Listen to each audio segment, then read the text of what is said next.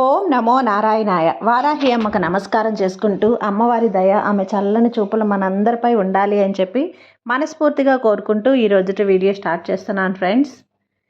ఇక ఈరోజు వీడియోలో మనం చూడబోయేది ఏంటి అంటే, మనం ప్రతిరోజు వారాహి అమ్మవారిని ఎంతో ఇష్టంగా పూజిస్తూ ఉన్నాం కదండి. అలాగే అమ్మవారికి ఇష్టమైనటువంటి రోజులలో మనం చేసే పరిహారాలు కానీ, పూజలు కానీ, స్విచ్ బోర్డ్స్, ఏంజల్స్ నెంబర్స్, బీజ మంత్రాలు ఇలాంటివన్నీ కూడా చాలా చాలా మంచి గొప్ప ఫలితాన్ని తెచ్చిపెడుతూ ఉన్నాయి. అలాగే ఈరోజు వసంత పంచమి అండి.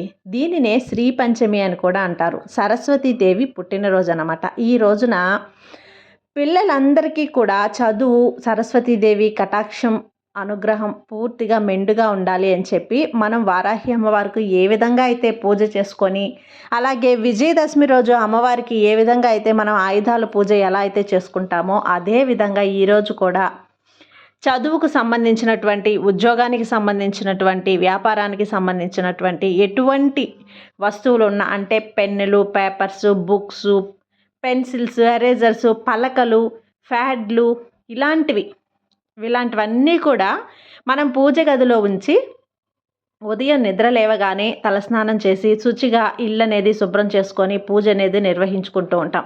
ఇలా ఉదయాన్నే చేయలేని వారు సాయంత్రం పూట కూడా, సాయంత్రం స్కూల్కి వెళ్ళొచ్చిన తర్వాత, ఆఫీసులకి వెళ్ళొచ్చిన తర్వాత ఉద్యోగాలు బాగుండాలి, ఉద్యోగాల్లో మంచి జీతం అనేది పెరగాలి అనే ఉద్దేశంతో సరస్వతీదేవికి కానీ, సరస్వతి అమ్మవారి ఫోటో మీ ఇంట్లో ఉన్నట్లు అయితే అమ్మవారికైనా చేయొచ్చు. లేదంటే మనం లక్ష్మీదేవి కటాక్షమే అన్ని రూపాల్లో లక్ష్మీదేవే మనకు దర్శనమిస్తుంది కాబట్టి వారాహి అమ్మవారి ఫోటో ఉన్నా సరే, లక్ష్మీ అమ్మవారి ఫోటో ఉన్నా సరే, ఏ ఫోటో అయినా సరే మనం సాయంత్రం అయినా సరే మీరు స్కూల్ నుంచి వచ్చిన తర్వాత ఇవన్నీ పెట్టుకొని పూజ చేసి సరస్వతీదేవి అనుగ్రహాన్ని, ఆశీర్వాదాన్ని అందరూ పొందాక ఇప్పుడు చెప్పబోయే విధంగా మనం ఒక చిన్న పరిహారం కనుక చేసినట్లయితే చదువుకున్న పిల్లలకే కాదు, చదువుకునే పిల్లలకే కాదు, ఉద్యోగం చేసే వాళ్ళకే కాదు, వ్యాపారస్తులకు కూడా, అలాగే మన ఇంట్లో ఎటువంటి ఆర్థికపరమైన ఇబ్బందులు ఉన్నా కూడా వాటన్నింటినీ తొలగించి మనకు లక్ష్మీ కటాక్షాన్ని కలుగజేసేటువంటి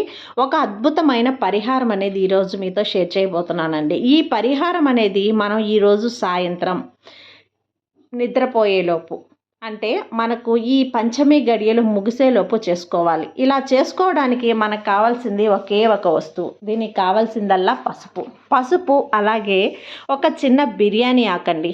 బిర్యానీ ఆకు అనేది ప్రతి ఇంట్లో కూడా ఉంటుంది. మన కోరిక అనేది ఈ పంచమి రోజున మనం కోరికని రాసి మనం చేసినట్లయితే తప్పకుండా ఫలిస్తుంది.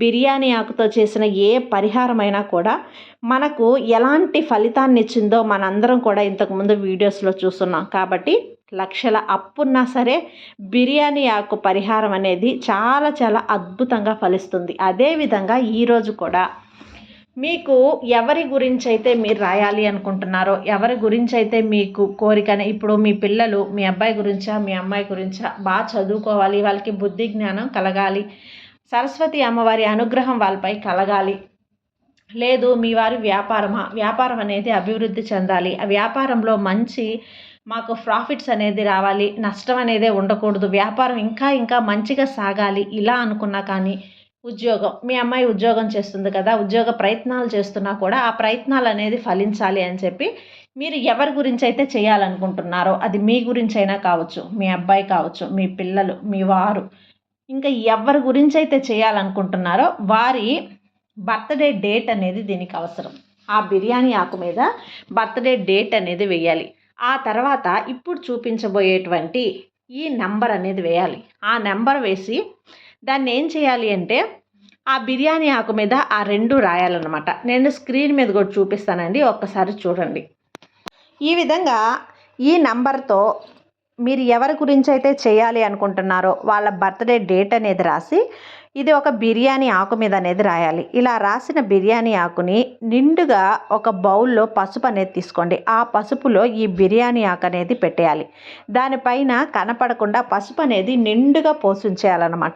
ఈ విధంగా చేసి రాత్రి మీరు పూజ చేసిన పూజ గదిలో అలాగే ఉంచేయండి. రాత్రి అంతా కూడా అలానే ఉంచేసిన తర్వాత తెల్లవారాక ఆ పసుపు అనేది తీసి దాన్ని ఒక జిప్లాప్ కవర్లో కానీ లేదు అంటే ఒక సంచిలో అంటే మనం దాన్ని స్టోర్ చేసుకునే విధంగా ఒక డబ్బాలో అయినా సరే ప్లాస్టిక్ డబ్బాలో అయినా సరే ఆ పసుపు అలాగే బిర్యానీ ఆకు ఈ విధంగా రాసిన బిర్యానీ ఆకుని పసుపుని ఆ డబ్బాలో కానీ జిప్లాప్ కవర్లో కానీ వేసేసి దాన్ని మనం తీసుకెళ్ళి మన బీరువాలో పెట్టుకోవచ్చు లేదంటే పూజ గదిలోనే ఒక చోట అనేది పెట్టుకోవచ్చు. మనం భద్రంగా దాచుకునే విధంగా ఉండాలన్నమాట. మన కోరిక అనేది ఎప్పటికీ కూడా అమ్మవారి ఆశీర్వాదంతో నెరవేరుతూనే ఉండాలి. ఎప్పుడు కూడా మీ పిల్లల గురించి చదువు అయ్యేంత వరకు కూడా సరస్వతీదేవి యొక్క కరుణా కటాక్షాలు మీ పిల్లలపై ఉండాలని చెప్పి మనస్ఫూర్తిగా మీరు కోరుకొని మీరు ఏదైతే సంకల్పం చేసుకొని ఇది చేస్తున్నారో ఆ సంకల్పం నెరవేరేంత వరకు దాన్ని అలాగే ఉంచేయాలండి.